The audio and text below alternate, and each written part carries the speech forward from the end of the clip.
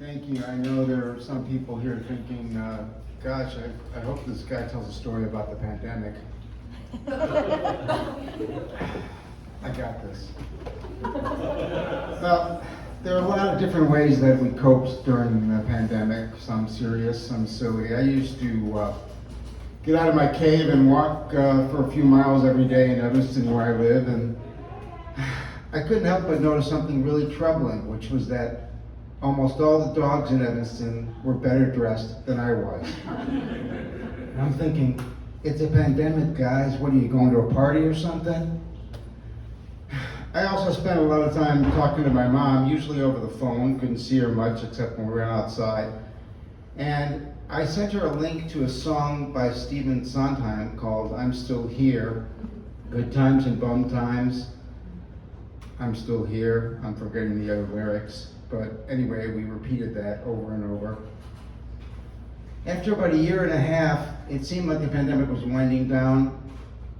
And I tried to keep up with some routines, like running. I was at a treadmill one day at the fitness center, and I collapsed and woke up 3 hours later inside Evanston Hospital with a pacemaker inside my chest.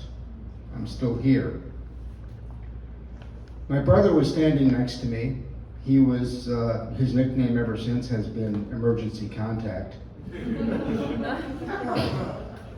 And he usually tries to make me laugh in those situations.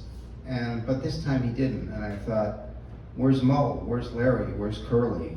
Life had poked me in the eye. In this situation, life sucks and then you live. I looked up. But not for spiritual guidance. I looked up because in the ICU there is a flat screen TV, because God forbid emergency heart patients don't want to miss any commercials. So I'm looking up and I'm watching the news, and it's the Trump pandemic, civil unrest, and I'm thinking, my God, I'm doing much better than the country. And that night, I was actually very happy. Yeah, you could say I was relieved or grateful, life-changing experience and all that, but no, that wasn't it. They put me on morphine. It was great. I highly recommend it. But the next day, I came back to Earth.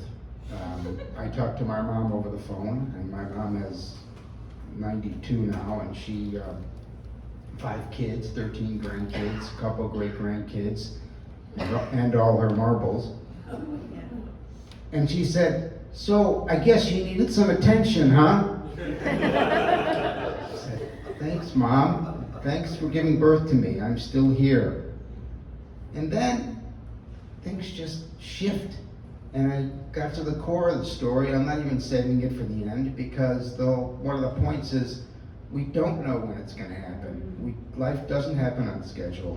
And I called my 2 kids in New York, both were in college, told them what had happened, and they were great. And I hung up the phone, and then they texted me and said they were going to meet in between where they lived in New York and meet for dinner. And I just lost it. I was crying so hard, and the nurse came up to me and said, "How are you doing?" And I said, I think this pacemaker works." I think it did. The next day, I talked to a cardiologist, and I said, "So, what happened here? What caused this?" And he says, "We don't know. It's idiopathic." So there, I had another word, but that's what he said. And I thought, this is so pandemic. I got something inside me I can't see, and I don't know what caused it. The next day, I was released from the hospital, and there was a set of instructions, and one of the instructions said, limit sugar. Well, in my family, food is a very powerful metaphor for love. I was staying with my brother's place, And I swear, about an hour after I got there, my sister comes walking in with 4 home-baked desserts. Chocolate cake, strawberry shortcake, honey cake, and her specialty, scones. So I'm eating a little honey cake and put the fork down, and my mom looks at me and says, "What's the matter with you? You're not gonna eat the other 3 desserts your sister brought?" I said, "Mom, you're killing me. Put it in the freezer." So I had a strong recovery. I even got back on the treadmill. This time I used a clip so that when I left I wouldn't go flying off. And I also had this pacemaker with this battery in it that was going to last for like years. And I didn't even understand how this could possibly be, how any product made in America could last longer than the battery in my Toyota. It did not make sense to me.